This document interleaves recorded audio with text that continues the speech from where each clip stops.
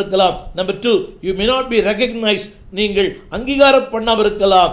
ஆனால் ஒரு நாள் வரும், that day you will be revealed, நீங்கள் யார் என்பதை உலகம் பார்க்கும், நீங்கள் யார் என்பதை பரலோகம் பார்க்கும். நாளிலே என் செய்தியை கேட்டுக்கொண்டிருக்கிற என் அன்பு சகோதரனே, ஆனால் இதற்கு நேரம் தேவை, காலம் தேவை, பொறுத்திருக்கிற பொறுமை தேவை. எனவேதான் வேதம் சொல்கிறது, யோபின் பொறுமை குறித்து கேள்விப்பட்டிருக்கிறீர்களே, முடிவையும் கண்டிருக்கிறீர்களே.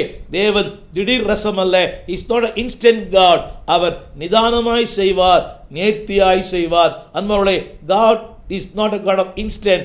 எல்லாம் மக்கள் விரும்புவதெல்லாம் இன்றைக்கே, உடனடியாய், நாளைக்கே நான் பயன்படுத்தப்பட வேண்டும், டிவியிலே வர வேண்டும், போஸ்டரில் என் பெயர் வர வேண்டும்.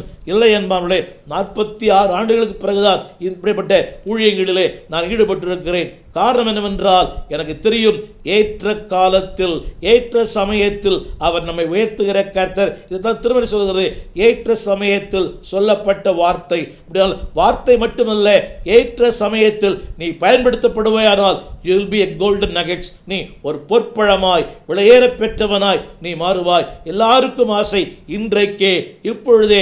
அது எப்பொழுதும் சாத்தியமல்ல.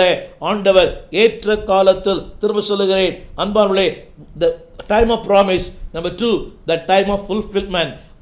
ஒன்று, வார்த்தையை தருகிற நேரம், அந்த வார்த்தை நிறைவேற்றுகிற நேரம். இது ஆபிரகாமுடைய வாழ்க்கையிலே, யோசேப்பின் வாழ்க்கையிலே, மோசேயின் வாழ்க்கையிலே a time of promise. ஆனால் அந்த வாக்கு தத்துவம் உடன் நிறைவேறவில்லை.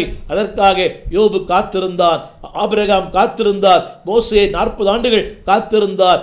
ஆனால் ஏற்ற காலத்திலே அவர் உங்களை உயர்த்துவார். இதை உணர்த்துகிற ஒரு சத்தியத்தை 2 சாமுவேல் 23ஆம் அதிகாரத்தை என்னோட கூட எடுத்துக்கொள்ளும்படி அன்பாய் கேட்கிறேன்.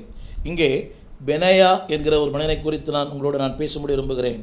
இவன் யார் என்றால், 2 சாமுவேல் 23:20 சொல்கிறது, அவன் யோய்தாவின் குமாரனும் கப்சலேயில் ஊரானுமாகிய பெனாயா என்று ஒரு பெனாயா என்கிற மனிதனை குறித்து வேதம் சொல்கிறது.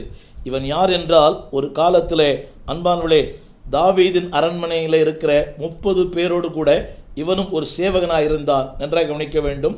தாவீதின் அரண்மனையில் இருந்த 30 சேவகரோடு கூட இவனும் சாதாரண ஒரு சேவகனாக இருந்தான். ஆனால் வேதம் சொல்கிறது, அவன் செய்கைகளிலே வல்லவன். அடுத்து வேதம் சொல்கிறது, மோவாப் தேசத்திலிருந்த வலுவான சிங்கங்களை கொன்றவன். உறைந்த மழை காலத்தில் இறங்கி போய் ஒரு கெபிக்குள் இருந்த சிங்கத்தையும் கொன்று போட்டான். திரும்ப சொல்லுகிறேன், செய்கைகளிலே வல்லவன். அடுத்து 2 வலுவான சிங்கங்களை உயிரோடு கொன்றவன்.